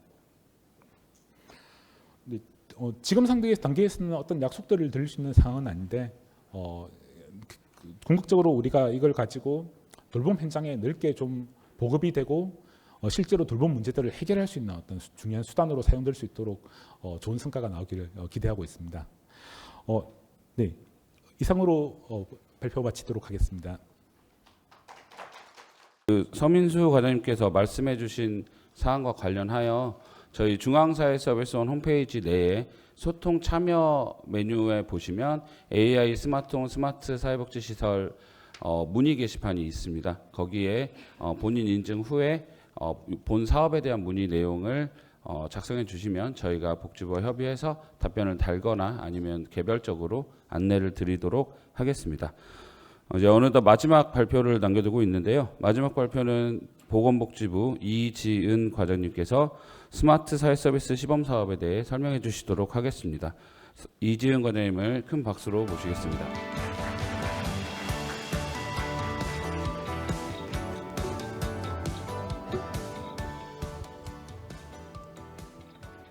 네, 안녕하세요. 보건복지부 사회서비스 사업과장 이지은입니다. 저희 지금 오늘 설명회가 26년에 새롭게 시작되는 신규 사업에 대한 설명회인 걸로 저희도 알고는 있는데요. 저희 스마트 사회서비스 시범 사업은 신규 사업은 아닙니다. 24년에 시작이 돼서 24년, 25년에 지원해 온 사업이고요. 2026년에는 관련된 사업의 예산이 기존 5억 원에서 지금 현재 10억 원으로 2배 정도 증액이 됐습니다. 아마 지금 앞서서 설명된 저희 이제 다른 사업들 같은 경우는 어떻게 보면은 큰 컨소시엄 한두 개를, 그러니까 두 개를 선정을 해서 이제 큰 그림에서 지원을 하면서 이제 다양한 공급 주체들이 이제 기술 기업을 포함한 공급 주체들이 들어오는 형태라면, 저희 사업은 좀 예산은 작지만 다양한 주제, 다양한 소재로 선정하는 사업이라는 점을 먼저 말씀드리도록 하겠습니다. 저희가 2024년에는 아마 여기 다 기술 기업 분들이 많이 계시기 때문에 알고 계실 거라는 생각이 드는데요. 2024년에는 저희가 신기술과 관련된 기업을 먼저 선정을 했고, 그 기업을 대상으로 지자체들에게 이 필요한 기술이 있는 지자체들이 지자체 공모에 들어와라 라는 형태로 진행이 돼서, 그 기술 기업과 지자체가 선정된 기술 기업을 먼저 지자체가 선정을 하고 저희 쪽에 들어와서 공모에 응모를 하시면 저희가 이제 선정하는 형태로 진행을 했었고요. 2025년 같은 경우는 우선 그 선정 자체를 이제 컨소시엄 형태로 구성을 할 예정인데요. 이 앞서서 말한 컨소시엄과는 좀 다소 다른데 저희가 컨소시엄은 어떤 식으로 구성되는지는 저 다음 페이지에 다시 설명을 드리도록 하겠습니다. 저희 추진 배경이나 사업 목적은 그 앞서서 설명된 거랑 크게 다르지가 않아서 넘어가는 걸로 하겠고요. 네, 저희 이쪽에 지원 개요부터 말씀을 드리도록 하겠습니다. 그 지역사회 대상의 신규수를 활용한 사회서비스의 시범 기회 제공, 이른바 테스트베드 제공이 저희 사업의 가장 큰 목적입니다. 그래서 말씀을 드리면 앞서서 있는 사업들보다는 조금 더 시장화에 가까운 기술이 들어오는 게 더 명확하게 볼 수 있을 것 같고요. 저희 사업은 명확하게 R&D 아닙니다. 모든 게 다 기술이 개발되어 있는, 그러니까 말 그대로 시장화가 돼서 민간 시장에서도 지금 활용되고 있는 그런 기술들을 활용해서 들어오시는 사업으로 알고 계시면 될 것 같고요. 그래서 여기 보시면 기본 원칙에 저희는 기술 성숙도 8단계 이상의 기술로 제한을 하고 있습니다. 지난해 사업 같은 경우에도 기술 성숙도 단계는 8단계 이상 의 기술로 제한을 하고 있고요. 이런 기본 원칙을 준수한다는 측면 안에서는 대상 집단이나 활용 기술이나 서비스 분야에 대해서는 제한을 두지 않을 예정입니다. 저희 이쪽 하단을 보시면 저희가 24년과 25년에 지원해준 과제들의 기술들이 들어가 있는데요. 보시면 웨어러블 조끼, 그러니까 이른바 이제 돌봄 조끼 형태의 조끼를 지원하기도 하고, 아까 저기 뭐 스마트 기저귀 말씀도 주셨던 기업도 계셨는데 저희가 스마트 기저귀 센서랑 중계기도 지원을 한 바 있습니다. 그리고 AI 기반의 푸드 스캐너, 뭐 키오스크를 통해서 치매 예방하는 치매 예방 키오스크, 그리고 꿈의 자전거라고 해서 좀 운동시키는 자전거 기술, 그리고 AI 스피커나 AI 돌봄 로봇을 지원을 한 바가 있습니다. 보시면 아시겠지만 사실 저희의 대상 집단이나 기술 서비스 분야에는 제한을 두지 않고는 있는데, 다만 한 가지 저희는 요 지원을 1년을 하든 2년을 하던 간에 하고 나서 장기적으로 지원을 할 수가 없습니다. 그 말인즉은 저희 쪽을 통해서 테스트 베드 역할, 그러니까 실험을 해보시고 지역에 있는 사회 서비스로 흡수가 되어야 하는 게 가장 선정하는 1번 목표입니다. 그래서 이른바 바우처 활용 방식을 쓸 수 있으면 좋을 것 같고요. 그러니까 저희가 바우처 활용 방식이 가능한 기술만 선정하지는 않을 건데, 다만 바우처 활용 방식이 가능한 기술은 조금 더 권고될 수는 있을 것 같습니다. 그래서 저희 지역사회 서비스에 편입될 수 있는 그런 가능성이 높은 기술이면은 조금 더 선정하는 데 가점을 받을 수 있을 것으로 보입니다. 네, 저희 3쪽 설명드리도록 하겠습니다. 선정은 보건복지부에서 심사위원회를 구성해서 심사할 예정이고, 선정 절차는 서류, 서면, 대면, 선정 이렇게 진행을 하려고 하고요. 저희 지원 대상은 과제 수행 컨소시엄을 구성을 할 건데요. 저희 이 컨소시엄은 시도가 주관하는 형태입니다. 올해 2025년에 전남이 이 컨소시엄을 구성해서 들어오셨는데, 그러니까 그러니까 말 그대로 전남이 사업 총괄을 책임을 졌고요. 전남 안에서 시군구, 목포시가 해당이 돼서 들어왔습니다. 그래서 목포시는 행정을 지원하는 기관이 되고, 실제적인 업무를 주관하는 기관은 전남 사회서비스원에서 그 역할을 진행을 했습니다. 그리고 제공기관은 저희 전남에서 했던 사업 같은 경우는 그 국토교통부 산하에 있는 정확하게 뭐였죠, 사무관님? 네, 하여튼 저희 제공기관의 역할을 하고, 그 제공기관 안에 기업의 기술이 들어오는 형태로 컨소시엄을 구성해서 진행을 할 예정인데, 저희 이렇게 사업을 해보니까 이 사업 형태가 기업을 먼저 선정을 하고 지자체랑 매칭하는 것보다는 훨씬 더 효과적이라고 판단을 했습니다. 왜냐하면 저희가 선정하기 직전에 지자체가 필요로 하는 기술과 그다음에 지자체가 필요로 하는 기술 기업과 먼저 만나서 그 본인들끼리 되게 많은 논의를 하신 거예요. 그리고 시도사서원이 그 가운데 들어와서 이 사업을 어떤 식으로 기획할지를 좀 받아보게 된 측면이 있어서 바로 선정을 하고 서비스가 제공되는데 시간이 길게 걸리지는 않았습니다. 그래서 이번에는 또 저희는 그러니까 시도가 주관이 되는 과제 수행 컨소시엄을 구성해서 들어올 예정이고요. 아마 저희가 지자체 대상으로도 설명회를 하고 또 다른 형태의 지자체와 기업 간의 매칭을 하는 그런 좀 기회가 있어야 될 것 같은데, 왜냐하면 지자체가 필요로 하는 기술이 무엇인지, 그리고 그 기술에 따라서 기업들이 어떤 부분을 제공할 수 있을지를 미리 사전에 협의를 하셔서 시도 컨소시엄으로 들어오는 형태로 진행을 하면 훨씬 더 수월할 것 같습니다. 저희는 뭐 기술이 엄청나게 뛰어난 기술이고 또 엄청 첨단 기술이어서라기보다는 실제 그 시도에서 시도 시공고 그다음에 시도 그 광역 지원 기관 간의 협력이 잘 돼서 더 많은 시도에 있는 국민들한테 서비스가 제대로 제공될 수 있을지 여부를 가장 중요하게 볼 예정입니다. 네, 저희 지원 최종 선정이 되면은 뭐 국비, 뭐 지방비, 그리고 효과성 검증 이런 지원이 들어가고요. 그리고 광역자치단체의 사전사업 수행 후에 이용자 선정 서비스 제공하는 과정이 들어갈 예정인데, 저희가 앞선 사업과 또 좀 다른 측면이 저희 사업은 민간 보조 사업이 아니라 지자체 경상 보조 사업입니다. 그래서 지자체 매칭이 반드시 들어가야 되는 부분이 있어서요. 오늘은 이제 기업이 주로 오셔서 좀 그 부분까지는 기업에서 뭐 판단하실 부분은 아니기는 하지만 지자체가 어쨌든 30에서 50% 정도의 부담을 할 의향이 있는 지자체가 들어오게 될 예정입니다. 그래서 저희는 지자체 쪽에는 뭐 새로운 사업도 좋기는 하지만 지자체가 지방비 가지고 하고 있는 사업들을 조금 더 발전시켜서 저희 사업에 들어오는 것도 괜찮다라고 설명을 좀 하고는 있습니다. 이렇게 저희 이 사업을 통해서 생각하고 있는 기대 효과는, 지자체 같은 경우는 지역 주민 대상으로 기술 활용 서비스를 선제적으로 제공을 할 수 있고, 또 국비 지원을 받을 수 있고, 또 아까 말씀드린 것처럼 지역 사회 서비스 투자 사업과 연계 가능할 수 있는 부분을 시범적으로 할 수 있다라는 장점이 있고요. 그리고 오늘 아마 사회서비스원에서도 많이 오신 것 같은데, 광역 지원 기관에서는 새로운 수요를 발굴하고 신규 서비스를 발굴해서 제공하고, 또 우수 서비스를 제공할 수 있는 그런 테스트 베드 역할을 할 수 있을 것으로 보입니다. 그리고 기술 기업 같은 경우에 오늘 가장 관심을 많이 가지실 것 같은데요.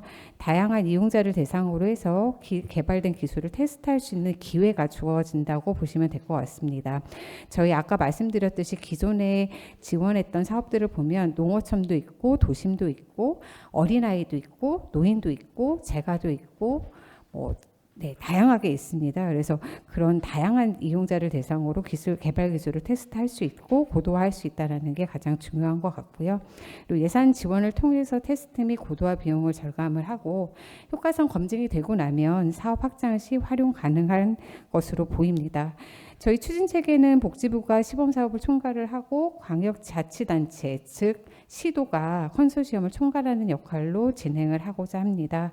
복지부 사업에 대해서 지원은 중앙사회서비스원, 그리고 컨소시엄 구성은 아까 말씀드린 것처럼 광역자치단체가 총괄하는 하에 기초자치단체, 광역지원기관, 기술보유기관, 서비스 제공기관 등으로 좀 생각을 하고 있습니다. 저희 지원까지 공모는 1월로 생각을 하고 있는데 아마 내부적으로 좀 정리가 되어야 될 거는 같지만 통합으로 공고를 낼지 아니면 저희 사업을 먼저 낼지는 좀 내부적으로 지금 논의를 하고 있습니다. 왜냐하면 나머지 사업들 같은 경우는 신규 사업이어서 조금 더 결정할 부분들이 많은데 저희는 2차례 공모를 했던 부분이 있어서 좀 먼저 내는 것도 좀 검토는 하고 있습니다. 만약에 그렇다고 하면 저희는 1월 첫째 주 공모 나가는 거를 목표로 하고 있고요.